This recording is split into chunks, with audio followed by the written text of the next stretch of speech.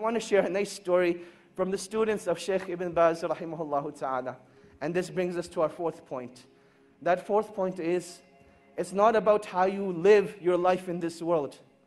It's not about how you live your life in this world, but it's all about how you will be raised in front of Allah subhanahu wa ta'ala. It is all about how you will be raised. And this alludes us to the point that whatever you die upon is what you shall be raised upon. So let your last deed be your best one. And the story goes as follows. There was a brother who came overseas. And he came to seek a bachelor's degree in any field. And the natural climate was that this was the first time he got freedom from his family. In his society, people are very religious, very practicing. He couldn't have the fun that he wanted to have. So he comes to a place like England. He's in a free mixing university. In a society where no girl looks at you. In fact, there are no girls in your class. Now all of a sudden they're sitting next to you. And you can actually find an excuse to talk to them. Hey, can I borrow a pen? Hey, can I borrow some paper? And conversation becomes very easy. And now that you have a foreign accent, oh my God, you're a fitna for them. And this was the reality that he went through. That he came from a foreign land, and this attraction hit him right away. The initial stages were that he'd just go out for lunch, he'd just go out for meetings, and that is how life continued. He never actually committed zina. One day though, he went to a party, and he committed zina. Out of, pure emotion, he committed zina. And when he was done, he just lay there thinking, I have just ruined myself. And he didn't know what to do. He didn't know where to go. He didn't have any close friends that could guide him. He knew that the only place that this guidance that he had known was back in his hometown. He booked a ticket back to Saudi Arabia where he was from. And on his way, he had a stopover in the country of Qatar. While he's in Qatar, he goes to the musalla and he's just crying. And you'll see that this is one of the most awkward situations that you'll have. You can think about when you're with people and there's this awkward silence and it's really weird. What do you do in that situation?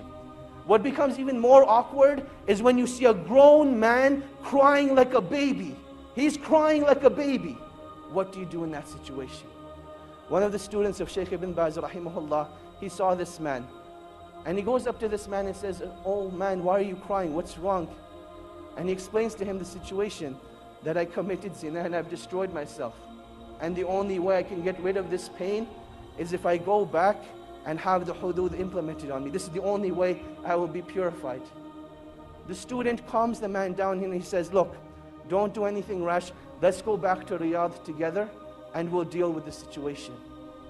They head back to Riyadh and the man is still crying throughout the whole journey. He feels really bad for what he has done. The student says, look, we've arrived in Riyadh, go spend the night at home, I will call you in the morning. Just make sure you don't do anything. Don't do anything, just wait till I call you. The next morning, the student calls Shaykh Ibn Baz, and he asks Shaykh Ibn Baz, rahimahullah, ya Shaykh, this is what happened. I met this man, he committed zina, and he feels that the only way he can be purified is if he has the hudud implemented on him. Shaykh Ibn Baz says, tell this man not to turn himself in, but rather, the sin has been hidden from the people, continue to hide it. Rather, seek forgiveness from Allah subhanahu wa ta'ala and turn yourself to the Quran. Let Allah subhanahu wa ta'ala be your guide. So this is what the Shaykh says to the student. The student calls this man up. Let's give him a name now. His name was Ahmad. He tells Ahmad, look, the Shaykh says, don't turn yourself in. Death is the easy way out. This pain and suffering will not be taken away from that act. And Allah subhanahu wa ta'ala does not want this from you. But rather Allah subhanahu wa ta'ala wants you to rectify your ways, turn back to Allah subhanahu wa ta'ala, and that is when that pain and suffering will be taken away. That is what Ahmad decides to do. A couple of days go by, he starts reading the Quran, he starts praying in the masjid, and he says that I've never missed a single salah in the masjid since that event took place. This continues for about 2 weeks. Now this student, he disappeared from the life of Ahmad. There was no contact between him. And then one day, he notices that he has a missed call from Ahmad. He says, later on, I'll give him a call.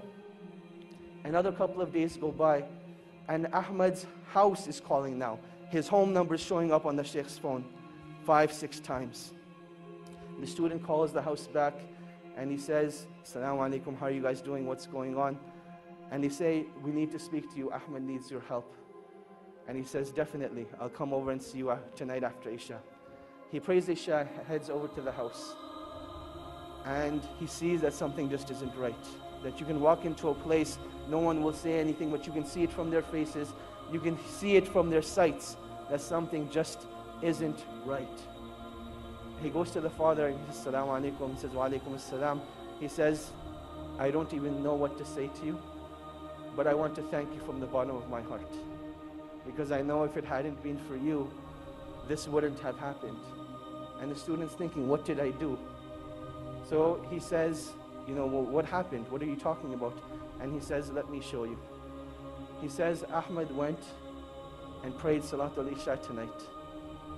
And he came back and he came to pray his sunnahs. And he was in his room for a really, really long time. And we went to seek him out. We didn't know what had happened to him. But I want to show you." He took the student to Ahmed's room. And there Ahmed was in sajda.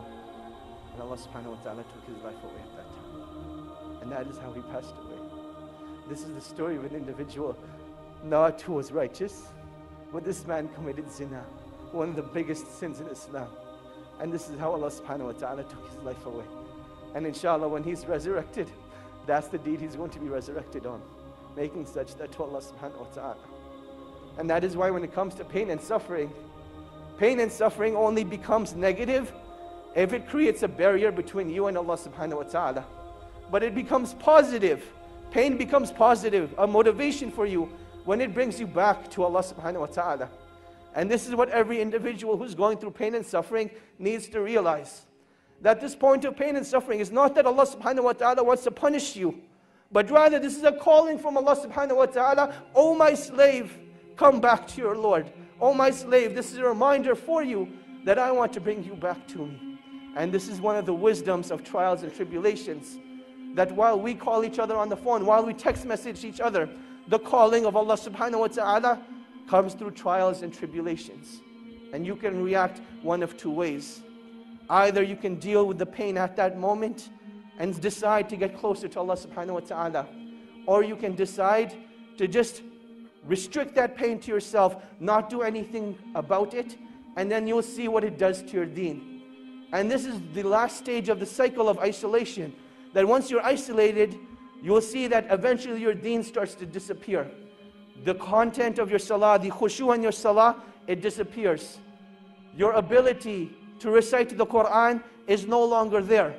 Your ability to fast during the day, it gets taken away. What did you do differently?